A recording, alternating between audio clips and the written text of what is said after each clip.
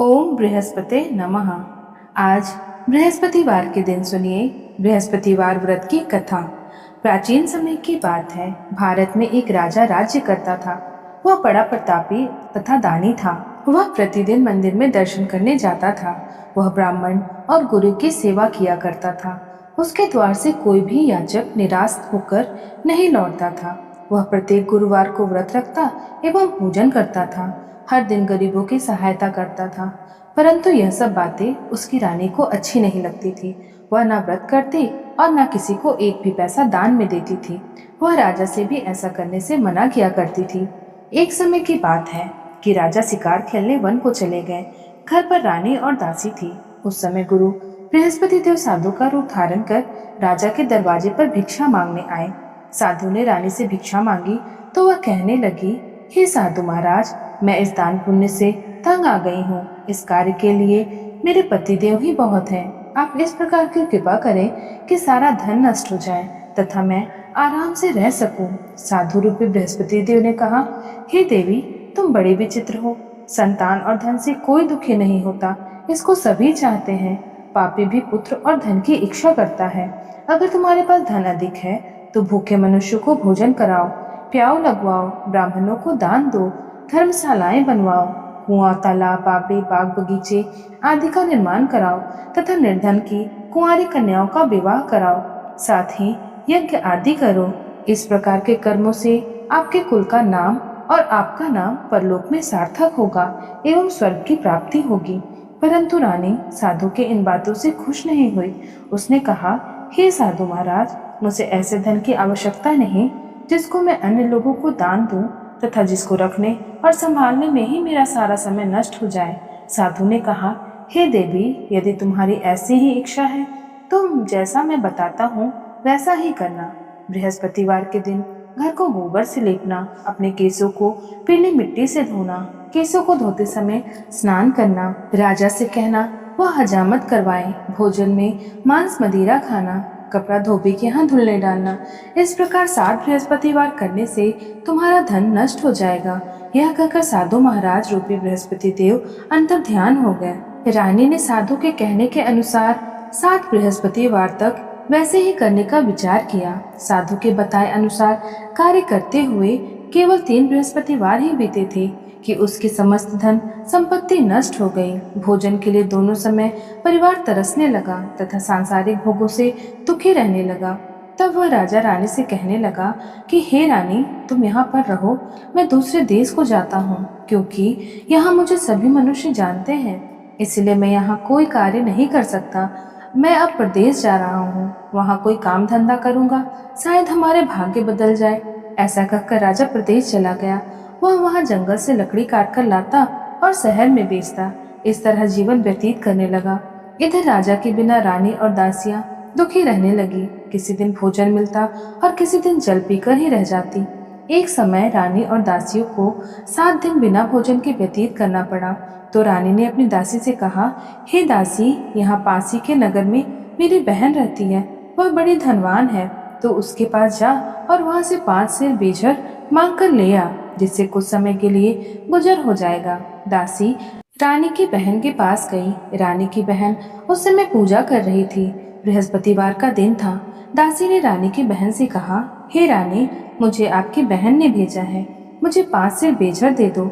दासी ने यह बात अनेक बार कही, परंतु रानी की बहन ने कोई उत्तर नहीं दिया, क्योंकि वह उस समय बृहस्पतिवार की कथा सुन रही थी। जब दासी को रानी की बहन से कोई उत्तर नहीं मिला तो वह बहुत दुखी हुई। उसे क्रोध भी आया। वह लौटकर रानी से बोली, हे रानी, आपकी बहन तो बड़ी घमंडी है। वह छोटे मनुष्यों से बात नहीं करती। मैंने उससे कहा तो उसने कोई उत्तर नहीं दिया। मैं वापस चली आई। रानी बोली, हे दासी, इसमें उसका कोई दोष नहीं है। जब बुरे दिन आते हैं तब कोई सहारा नहीं देता। अच्छे बुरे का पता विपत्ति में ही लगता है। जो ईश्वर की इच्छा होगी वही होगा। यह सब हमारे भाग्य का दोष है। उधर रानी की बहन ने सोचा कि मेरी बहन की दासी आई थी, परंतु मैं उससे नहीं बोली, इससे वह बहुत दुखी हुई होगी।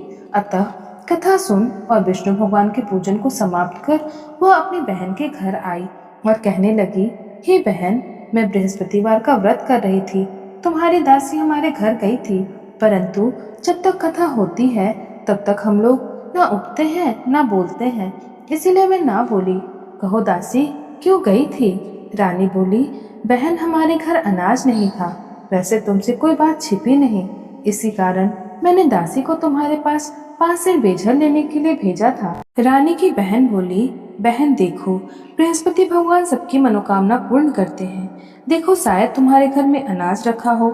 यह सुनकर दासी घर के अंदर गई तो वहां उसे एक घड़ा बेझर से भरा मिला। उसे बड़ी हैरानी हुई क्योंकि उसने एक एक बर्तन देख लिया था। उसने बाहर आकर रानी को बताया। दासी अपनी रानी से कहने लगी, हे रानी देखो, वैसे हमको जब अन्न नहीं मिलता तो हम रोज ही व्रत करते हैं। अगर इनसे व्रत की विधि और कथा पूछ ली जाए तो उसे हम भी किया करेंगे। दासी के कहने पर रानी ने अपनी बहन से बृहस्पतिवार व्रत के बारे में पूछा। उसकी बहन ने बताया, हे रानी बहन, बृहस्पतिवार को सूर्योदय से पूर्व उठकर स्नान करके बृहस्पतिवार का व्रत करना चाहिए, लेकिन उस दिन सिर नहीं धोना चाहिए। बृहस्पतिवार के व्रत में चने की दाल और मुनक्का से विष्णु भगवान का केले के वृक्ष की जड़ पे पूजन करे और दीपक जलावे। उस दिन एक ही समय भोजन करे, भोजन में पीले खाद्य पदार्थ का करे तथा कथा सुने। इस प्रकार करने से गुरु भगवान प्रसन्न होते हैं, अन्न पुत्र धन देते हैं, मनोकामनाएं पूर्ण करते हैं। व्रत और पूजन की विधि बताकर रानी की बहन अपने घर लौट आई। रानी और दासी दोनों ने निश्चय किया कि बृहस्पति देव का पूजन जरूर करेंगे। 7 दिन बाद जब बृहस्पतिवार आया तो उन्होंने व्रत रखा। घुड़साल से जाकर चना और गुड़ बिल्लाई तथा दाल से केले की जड़ में विष्णु भगवान का पूजन किया। अब पीला भोजन कहाँ से आए? दोनों बड़ी दुखी हुई, परंतु उन्होंने व्रत किया था, इस कारण बृहस्पति देव भगवान प्रसन्न थे। एक साधारण व्यक्ति के रूप में वे 2 थालों में सुंदर पीला भोजन लेकर आए और दासी को देकर बोले, हे दासी, यह भोजन तुम्हारे और रानी के लिए है, तुम दोनों करना। दासी भोजन पाकर बड़ी प्रसन्न हुई और रानी से बोली, रानी जी भोजन कर लो। रानी को भोजन के आने के विषय में कुछ पता नहीं था, इसलिए वह दासी से बोली, जा तू ही भोजन कर, क्योंकि तू हमारे व्यर्थ में हंसी उड़ाती है। दासी बोली, एक व्यक्ति भोजन दे गया है। रानी कहने लगी, वह भोजन तेरे लिए ही दे गया है, तू ही भोजन कर। दासी ने कहा, वह व्यक्ति हम दोनों के लिए 2 थालों में भोजन दे गया है, इसलिए मैं और आप दोनों ही साथ साथ भोजन करेंगे। दोनों ने गुरु भगवान को नमस्कार कर भोजन प्रारंभ किया। उसके बाद से वे प्रत्येक बृहस्पतिवार को गुरु भगवान का व्रत और पूजन करने लगी। बृहस्पति भगवान की कृपा से उनके पास धन हो गया, परंतु रानी फिर उसी तरह आलस्य करने लगी। तब दासी बोली, देखो रानी, तुम पहले भी इसी प्रकार आलस्य करती थी, तुम्हें धन रखने में कष्ट होता था, इस कारण सभी धन नष्ट हो गए। अब गुरु भगवान की कृपा से धन मिला है तो तुम्हें फिर से आलस्य होता है। बड़ी मुसीबतों के बाद हमने यह धन पाया है, इसीलिए हमें दान पुण्य करना चाहिए। तुम भूखे मनुष्यों को भोजन कराओ, प्याऊ लगवाओ, ब्राह्मणों को दान दो, कुआं तालाब बावड़ी आदि का निर्माण कराओ, मंदिर पाठशाला बनवाकर दान दो, कुंवारी कन्याओं का विवाह करवाओ, धन को शुभ कार्यों में खर्च करो, जिससे तुम्हारे कुल का यश बढ़े और स्वर्ग की प्राप्ति हो और पितृ प्रसन्न हो। दासी की बात मानकर रानी ने इसी प्रकार से कर्म करना प्रारंभ किया, जिससे उसका काफी यश फैलने लगा। एक दिन रानी और दासी आपस में विचार करने लगी कि ना जाने राजा किस दशा में होंगे, उनकी कोई खोज खबर नहीं है। गुरु भगवान से उन्होंने प्रार्थना की और भगवान ने रात्रि में राजा के स्वप्न में कहा, हे राजा उठ, तेरी रानी तुझको याद करती है, अपने देश को जा। राजा प्रातःकाल उठकर जंगल से लकड़ियां काट कर लाने के लिए जंगल की ओर चल पड़ा। जंगल से गुजरते हुए वह सोचने लगा, रानी की गलती से उसे कितने दुख भोगने पड़े। राजपाट छोड़कर उसे जंगल में आकर रहना पड़ा। जंगल से लकड़ियां काटकर उन्हें बेचकर गुजारा करना पड़ा। उसी समय उस जंगल में बृहस्पति देव एक साधु का रूप धारण कर आए और राजा के पास आकर बोले, हे लकड़हारे, तुम इस सुनसान जंगल में किस चिंता में बैठे हो, मुझे बतलाओ। यह सुनकर राजा के नेत्रों में जल भर आया और साधु से वंदना कर बोला, हे प्रभु, आप सब कुछ जानने वाले हैं। इतना कहकर राजा ने साधु को अपनी संपूर्ण कहानी सुना दी। महात्मा दयालु होते हैं। वे राजा से बोले, हे राजा, तुम्हारी पत्नी ने बृहस्पति देव के प्रति अपराध किया था, जिसके कारण तुम्हारी यह दशा हुई। अब तुम किसी प्रकार की चिंता मत करो, भगवान तुम्हें पहले से अधिक धन देगा। देखो, तुम्हारी पत्नी ने बृहस्पतिवार का व्रत करना प्रारंभ कर दिया है। अब तुम भी बृहस्पतिवार का व्रत करके चने की दाल व गुड़ जल लोटे में डालकर केले का पूजन करो, फिर कथा कहो और सुनो। भगवान तुम्हारी सभी मनोकामनाएं पूर्ण करेगा। साधु को प्रसन्न देखकर राजा बोला, हे प्रभु, मुझे लकड़ी बेचकर इतना पैसा भी नहीं बचता जिससे मैं भोजन करने के उपरांत कुछ बचा सकूं। मैंने रात्रि में अपनी रानी को व्याकुल देखा है। मेरे पास कोई साधन नहीं जिससे मैं समाचार न जान सकूं। फिर मैं बृहस्पति देव की क्या कहानी कहूँ, मुझे कुछ मालूम नहीं। साधु ने कहा, हे राजा, तुम किसी बात की चिंता मत करो। बृहस्पतिवार के दिन तुम रोजाना की तरह लकड़ियां लेकर शहर में जाओ। तुम्हें रोज से दुगना धन प्राप्त होगा, जिससे तुम भले भांति भोजन कर लोगे और बृहस्पति देव की पूजा का सामान भी आ जाएगा। बृहस्पतिवार की कथा इस प्रकार से है। बृहस्पति देव की कथा। प्राचीन काल में एक बहुत ही निर्धन ब्राह्मण था। उसकी कोई संतान नहीं थी। वह नित्य पूजा पाठ करता, परंतु उसकी स्त्री बड़ी मलिनता के साथ रहती थी। वह स्नान न करती, किसी देवता का पूजा न करती और प्रातःकाल उठते ही सर्वप्रथम भोजन करती, बाद में कोई अन्य कार्य करती थी। ब्राह्मण देवता बड़े दुखी रहते थे। पत्नी को बहुत समझाते, किंतु कोई परिणाम नहीं निकला। भगवान की कृपा से ब्राह्मण की स्त्री को कन्या रूपी रत्न पैदा हुई। वह कन्या अपने पिता के घर बड़ी होने लगी। वह बालिका प्रातः स्नान करके भगवान विष्णु का जप करने लगी। वह बचपन से ही बृहस्पतिवार का व्रत भी करने लगी। पूजा पाठ समाप्त कर स्कूल जाती तो अपनी मुट्ठी में जौ भरकर ले जाती और पाठशाला जाने के मार्ग में डालती जाती। वही जौ स्वर्ण के हो जाते तो लौटते समय उनको बिनकर घर ले आती। एक दिन वह बालिका सूप में उन सोने के जौ को फटक कर साफ कर रही थी। तभी उसकी माँ ने देख लिया और कहा, हे बेटी, सोने के जौ को फटकने के लिए सोने का सूप होना चाहिए। दूसरे दिन गुरुवार था। इस कन्या ने व्रत रखा और बृहस्पति देव से प्रार्थना करके कहा, हे प्रभु, यदि मैंने सच्चे मन से आपकी पूजा की हो तो मुझे सोने का सूप दे दो। बृहस्पति देव ने उसकी प्रार्थना स्वीकार कर ली।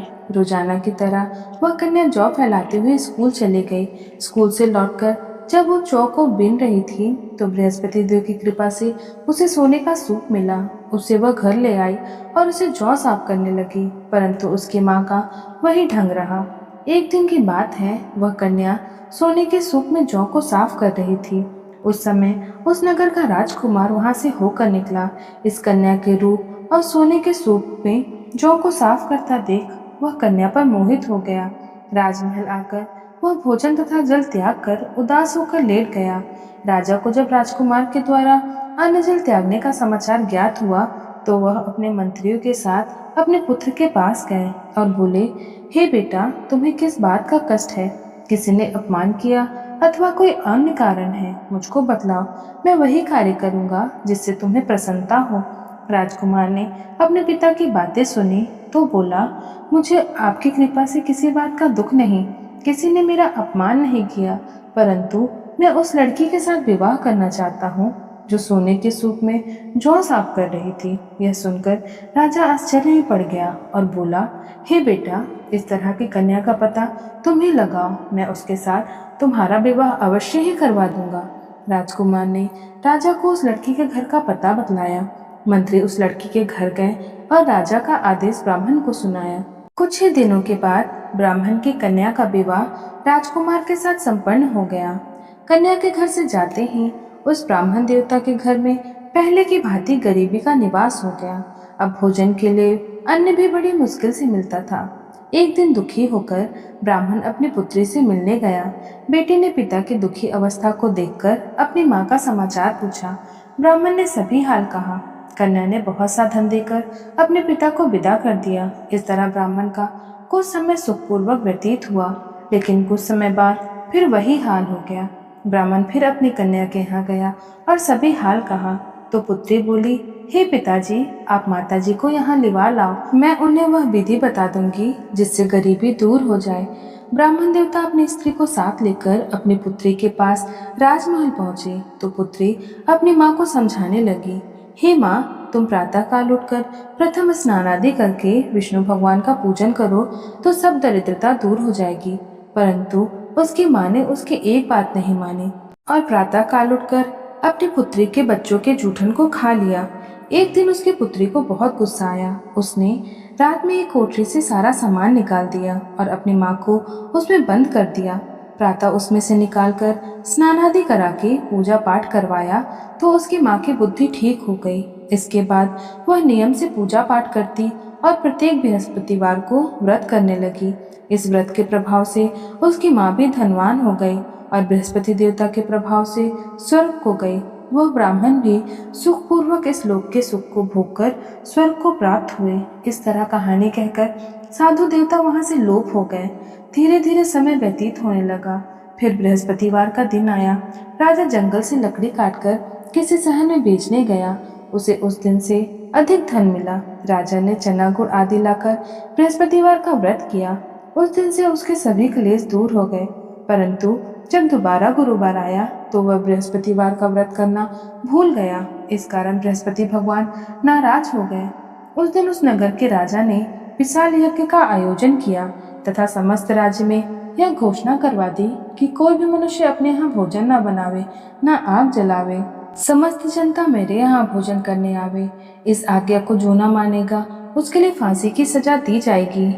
राजा के आज्ञा अनुसार राज्य के सभी लोग भोजन करने गए, लेकिन लकड़हारा कुछ देर से पहुंचा, इसलिए राजा उसको अपने साथ महल में ले गया। जब राजा लकड़हारे को भोजन करा रहे थे तो रानी की दृष्टि उस खूंटी पर पड़ी जिस पर उसका हार लटका हुआ था। उसे हार खूंटी पर लटका दिखाई नहीं दिया। रानी को निश्चय हो गया कि मेरा हार उस लकड़हारे ने चुरा लिया। उसी समय सैनिक बुलवाकर उसको जेल में डलवा दिया। जब लकड़हारा जेल खाने में गया तो बहुत दुखी होकर विचार करने लगा कि ना जाने कौन से पूर्व जन्म के कर्म से मुझे यह दुख प्राप्त हुआ है, और उसी साधु को याद करने लगा जो जंगल में मिला था। तभी तत्काल बृहस्पति देव साधु के रूप में प्रकट हो गए और उसकी दशा को देखकर कहने लगे, अरे मूर्ख, तूने बृहस्पति देवता की कथा नहीं की, इसी कारण तुझे यह दुख प्राप्त हुआ। अब चिंता मत कर, बृहस्पतिवार के दिन जेल खाने के दरवाजे पर 4 पैसे पड़े मिलेंगे। उनसे तू बृहस्पति देव की पूजा करना तो तेरे सारे कष्ट दूर हो जाएंगे। अगले दिन बृहस्पतिवार के दिन उसे जेल के द्वार पर 4 पैसे मिले। राजा ने पूजा का सामान मंगवाकर कथा कही और प्रसाद बांटा। उसी रात्रि को बृहस्पति देव ने उस नगर के राजा के स्वप्न में कहा, हे राजा, तूने जिस आदमी को जेल खाने में बंद कर दिया है वह निर्दोष है, वह राजा है, उसे छोड़ देना। रानी का हार उसी खूंटी पर लटका हुआ है। अगर तू ऐसा नहीं करेगा तो मैं तेरा सारा राज्य नष्ट कर दूंगा। राजा प्रातःकाल उठा और खूंटी पर हार देखकर लकड़हारे को बुलाकर क्षमा मांगी तथा राजा योग सुंदर वस्त्र आभूषण देकर उसे विदा किया। गुरुदेव की आज्ञा अनुसार राजा अपने नगर को चल दिया। राजा जब नगर के निकट पहुंचा तो उसे बड़ा ही आश्चर्य हुआ। नगर में पहले से अधिक बाग, तालाब और कुएं तथा बहुत सी धर्मशालाएं, मंदिर आदि बने हुए थे। राजा ने पूछा कि यह किसका बाग और धर्मशाला है। तब नगर के सब लोग कहने लगे कि यह सब रानी और दासी द्वारा बनवाए गए हैं। राजा को आश्चर्य हुआ और गुस्सा भी आया। जब रानी ने खबर सुनी कि राजा आ रहे हैं तो उसने अपनी दासी से कहा, हे दासी, देख राजा हमको कितनी बुरी हालत में छोड़ गए थे, वह हमारी ऐसी हालत देखकर लौट ना जाए, इसीलिए तो दरवाजे पर खड़ी हो जा। रानी की आज्ञा अनुसार दासी दरवाजे पर खड़ी हो गई। जब राजा आए तो उन्हें अपने साथ महल लिवा लाई। तब राजा ने क्रोध में अपनी तलवार निकाली और पूछने लगे, बताओ यह सब धन तुम्हें कैसे प्राप्त हुआ। तब रानी ने बताया कि हमें यह सब धन बृहस्पति देव के व्रत के प्रभाव से प्राप्त हुआ। राजा ने निश्चय किया कि 7 रोज बाद तो सभी बृहस्पति देव का पूजन करते हैं, परंतु मैं रोजाना दिन में 3 बार कथा कहूँगा और हर रोज व्रत रखूंगा। अब हर समय राजा के दुपट्टे में चने की दाल बंधी रहती और वह दिन में 3 बार कथा कहता। एक रोज राजा ने विचार किया कि चलो अपनी बहन के यहाँ हो आए। इस तरह का निश्चय कर राजा घोड़े पर सवार हो अपनी बहन के यहाँ चल दिया। मार्ग में उसने देखा कि कुछ आदमी एक मुर्दे को लिए जा रहे हैं। उन्हें रोककर राजा कहने लगा, अरे भाइयों, मेरे बृहस्पतिवार की कथा सुन लो। वे बोले, लो हमारा आदमी मर गया है और इसको अपनी कथा की पड़ी है। परंतु कुछ आदमी बोले, अच्छा कहो, हम तुम्हारी कथा भी सुनेंगे। राजा ने दाल निकाली और कथा कहने लगा। जब कथा आधी हुई तो वह मुर्दा हिलने लगा, और जब कथा समाप्त हुई तो वह राम राम करता हुआ खड़ा हो गया। राजा आगे बढ़ा। उसे चलते चलते शाम हो गई। आगे मार्ग में उसे एक किसान खेत में हल चलाता मिला। राजा उससे बोला, अरे भैया, तुम मेरी बृहस्पतिवार की कथा सुन लो। किसान बोला, जब तक मैं तेरी कथा सुनूंगा तब तक 4 हेयर जीत लूंगा। जा, अपनी कथा किसी और को सुनाना। राजा आगे चलने लगा। राजा के हटते ही बैल पछाड़ खाकर गिर गया और किसान के पेट में बहुत जोर का दर्द होने लगा। उसी समय किसान की माँ रोटी लेकर आई। उसने जब यह देखा तो अपने पुत्र से सब हाल पूछा। बेटे ने सभी हाल बता दिया। बुढ़िया दौड़ी दौड़ी उस घुड़सवार के पास गई और उससे बोली, मैं तेरी कथा सुनूंगी, तू अपनी कथा मेरे खेत पर ही चलकर कहना। राजा ने लौटकर बुढ़िया के खेत पर जाकर कथा कही, जिसको सुनते ही बैल खड़े हो गए तथा किसान के पेट का दर्द भी बंद हो गया। राजा अपनी बहन के घर पहुंचा। बहन ने भाई की खूब मेहमानी की। दूसरे रोज राजा प्रातःकाल उठा तो देखा कि सभी लोग भोजन कर रहे हैं। राजा ने अपनी बहन से पूछा, ऐसा कोई मनुष्य है जिसने भोजन नहीं किया हो? वह मेरे बृहस्पतिवार की कथा सुन ले। तो बहन बोली, हे भैया, यह देश ऐसा ही है जहाँ लोग पहले भोजन करते हैं, बाद में कोई अन्य कार्य करते हैं। अगर कोई पड़ोस में हो तो देख आओ। ऐसा कहकर राजा की बहन देखने चली गई, परंतु उसे ऐसा कोई व्यक्ति नहीं मिला जिसने भोजन न किया हो।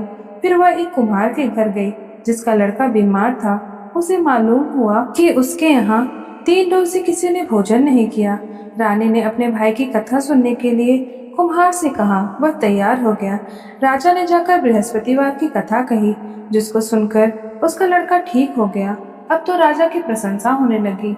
एक दिन राजा ने अपनी बहन से कहा, हे बहन, मैं अपने घर को जाऊंगा, तुम भी तैयार हो जाओ।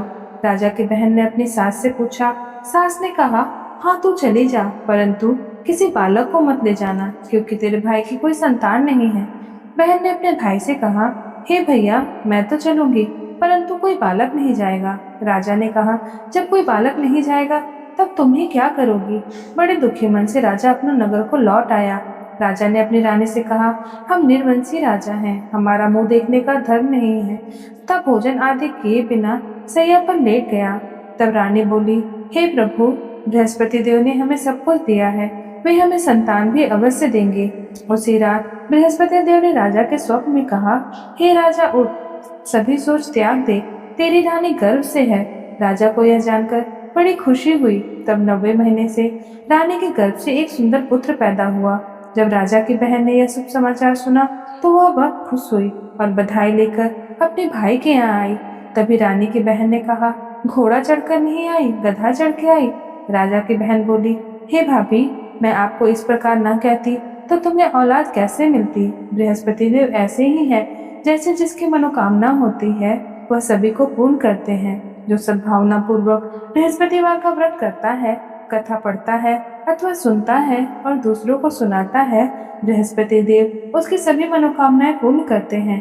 बृहस्पति देव उनकी सदैव रक्षा करते हैं। जो संसार में सद्भावना व सच्चे हृदय से बृहस्पति देव का पूजन करते हैं, उनकी सभी मनोकामनाएं पूर्ण होती है। जैसे राजा और रानी ने बृहस्पति देव की कथा का गुणगान किया तो उनकी सभी इच्छाएं बृहस्पति देव ने पूर्ण की। इसीलिए सभी को कथा सुनने के बाद प्रसाद लेकर जाना चाहिए।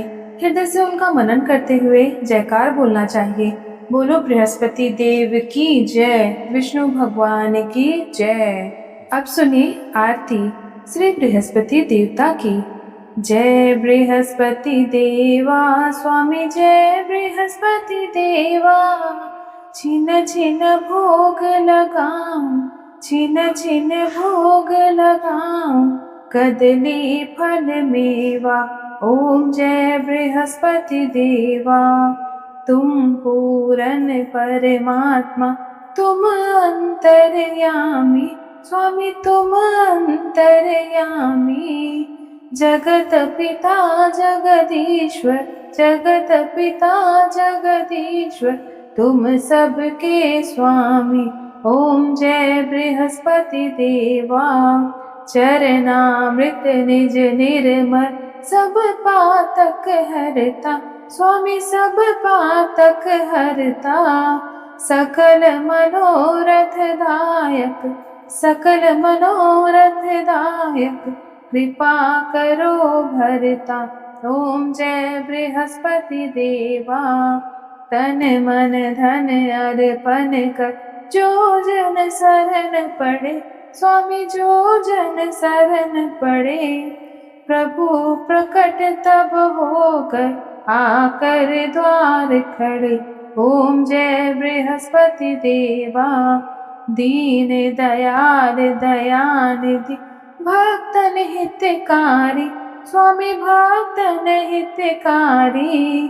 पाप दोष सब हरता, पाप दोष सब हरता, भव बंधन हारी। ओम जय बृहस्पति देवा, सकल मनोरथ दायक, सब संशय तारो, स्वामी सब संशय तारो। विषय विकार मिटाओ, विषय विकार मिटाओ, संतन सुखकारी। ओम जय बृहस्पति देवा, जो कोई आरती तेरी प्रेम सहित गावे, स्वामी प्रेम सहित गावे। ज्येष्ठानंद आनंद कर, ज्येष्ठानंद आनंद कर, सो निश्चय पावे। ओम जय बृहस्पति देवा, जय बृहस्पति देवा, स्वामी जय बृहस्पति देवा। छिन छिन भोग लगाऊं, छिन छिन भोग लगाऊं, कदली फल मेवा। ओम जय बृहस्पति देवा, जय बृहस्पति भगवान की जय।